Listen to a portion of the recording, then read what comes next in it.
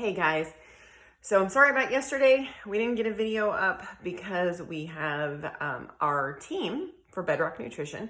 Several people on our team have come into town. We're doing some live training here at the ranch.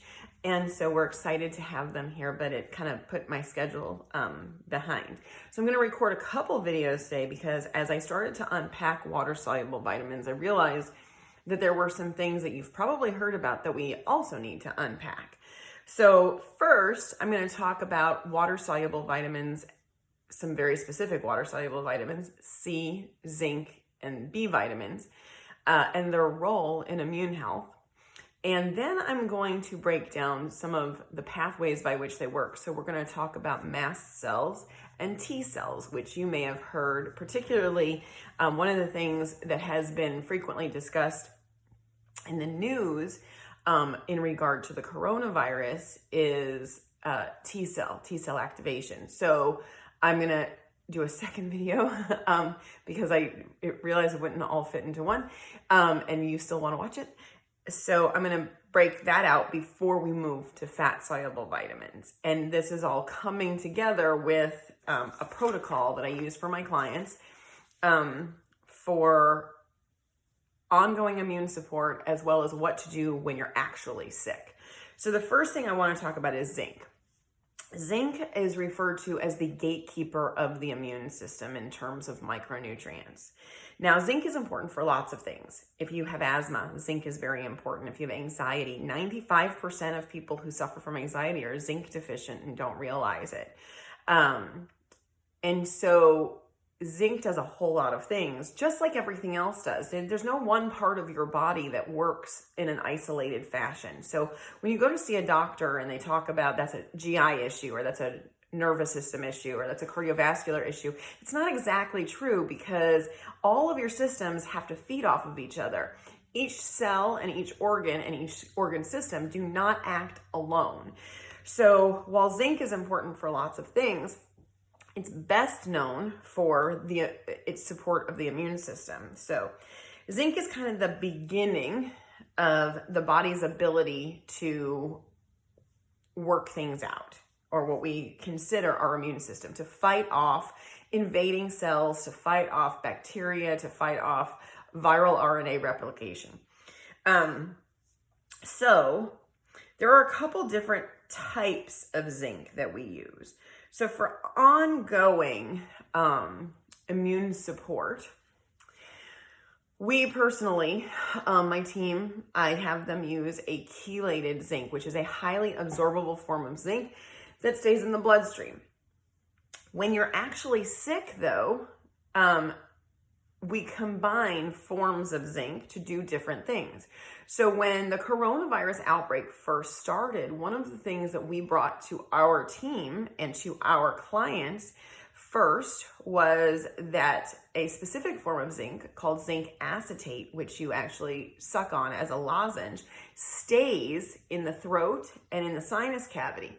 So that when you're talking about inhaled substances like the coronavirus, like the flu virus, like certain types of colds, you want the zinc at the point of contact so that when that bacteria or virus enters the body, it cannot replicate or remain. So at different times, we use different types of zinc, and we'll get to that when we get to the protocol. Zinc is also a metal binding nutrient.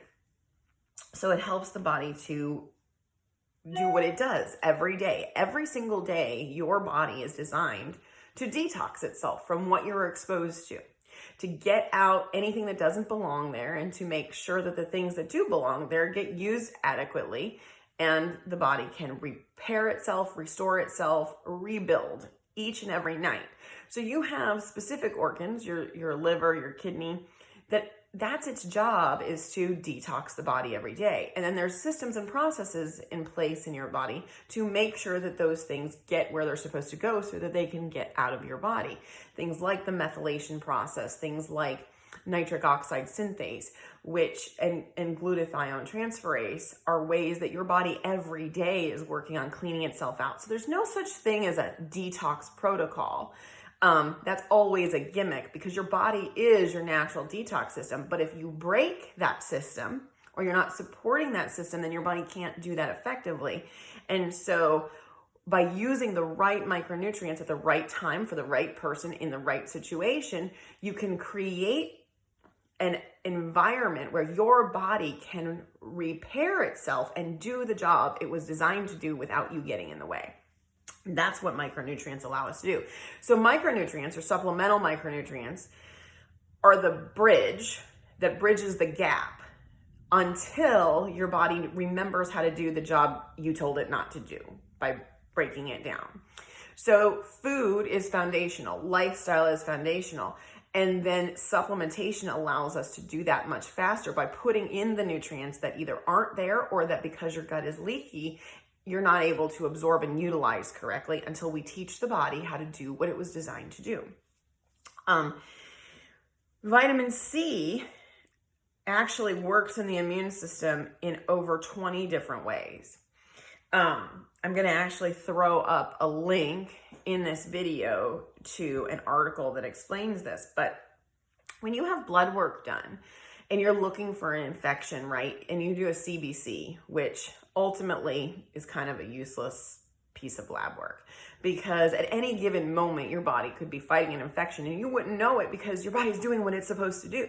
You're asymptomatic, but your body is constantly working. So it's very often normal for your white blood cell count to be askew because your body's doing what it was supposed to be doing. And we're not supposed to live and die by blood work. We would never know how many times we're exposed to something or how many times we carry a bug and our body just kills it because that's how the body works. But one thing that doctors look for when they're looking at blood work is your white blood cell count, because when your white blood cell count is high, that means that you're fighting an infection, right? Not something to worry about unless there's something ongoing, chronic, we see a consistent pattern. So the only thing blood work does, just to be clear, is create a pattern we can watch. We cannot diagnose directly from blood work because there's so many factors. You can take the same blood work 10 minutes apart and you have totally different results because it's a matter of what's happening inside your body at any given time in some cases. So vitamin C goes to the white blood cell. It supports cellular immune response. It supports the production of interferons. We're going to get back to that T cell in the next video, but it inhibits the activation of various types of T lymphocytes. It helps produce nitric oxide, which is one of those things, nitric oxide synthase, that helps the body to naturally detox itself and also improves circulation. So it helps with pulmonary response. It helps with respiratory response and cardiovascular response. It enhances both B and T cell production. It supports the activity and production of other antibodies. And C is one of the micronutrients that the body uses to create its own glutathione, the body's master antioxidant. I like to call glutathione the seek and destroy antioxidant. So you have to make it. You can't just take glutathione. The molecules of glutathione are so large that glutathione supplementation doesn't work unless you're doing intravenous glutathione. So what we do instead is we use the smaller antioxidants to teach the body how to make its own glutathione, increase glutathione production so that glutathione helps the body to cleanse itself.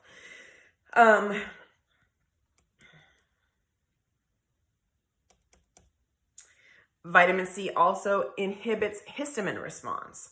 It neutralizes oxidative stress, and it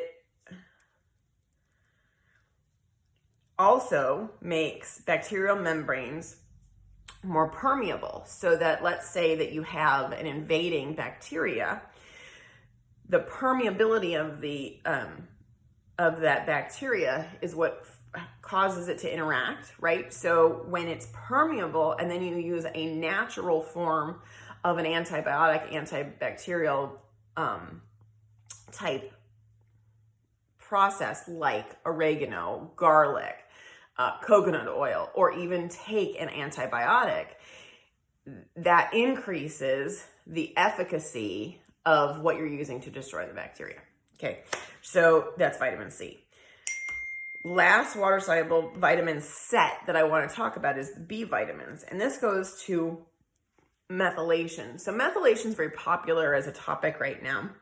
It is a process that is not just one genetic process or one nutrient. We talk a lot about the MTHFR mutation and 5L-methylfolate. Folate is not folic acid, despite anything you've ever been told. The body cannot use synthetic folic acid. It is not a substitute or replacement for folate, and it actually causes folate deficiency by binding to those receptor sites, and then you can't get folate from your food. So we approach folate supplementation very differently. But folate needs to interact with B1, B3, B6, B12. Folate itself is B9. So we need all of those things, and we need them in their natural form. So to take a synthetic vitamin is actually more dangerous than to have nothing at all. So you want to make sure when you're looking at vitamins that you know exactly what's in them. And that's difficult to do because labeling laws actually prevent you from knowing what's in your vitamins. So when we talk about protocol and the products that we use within our practice, we'll talk about how you know that that quality and what is on the label is actually what's in the bottle, box, package, whatever. How do B vitamins work for you? So B6 actually not only helps boost immunity, but it also helps improve sleep quality because it has an effect on serotonin levels. High serotonin during the day helps the body to make more melatonin at night, improve relaxation, help you fall asleep. B12 improves nerve cells and avoids risk of developing anemia. So B12 deficiency is a very real thing that we see in lots of people because they're just not getting enough. B12 can only come from animal sources. Animal proteins, animal fats are rich in B12. And so if you're not eating enough animal-based protein, you're going to lack B12. And the body can be very finicky about how it absorbs B vitamins if you have one of those methylation, what we call dirty genes, or genetic SNPs, single nucleotide polymorphisms, protein changes on that gene. And so things like MTHFR, MTRR, there's a whole series of methylation genes that we take a look at. B also helps with absorption of vitamin A and vitamin D, which are two fat-soluble vitamins we're going to talk about in our third video on nutrients. It also helps with the absorption of iron, selenium, and zinc. So the B vitamins, or the B complex, together with the zinc, the C, the D, the A, the K, is how the immune system works. So again, nothing works in isolation.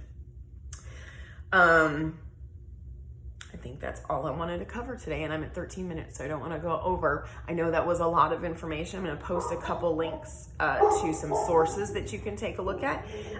Next video that goes up is going to be on what T cells and mast cells actually are and how they work in your body. And then the third video that comes up this week is going to be on fat-soluble vitamins and how they affect the immune system. I hope that you guys have a great day, and I'll talk to you soon.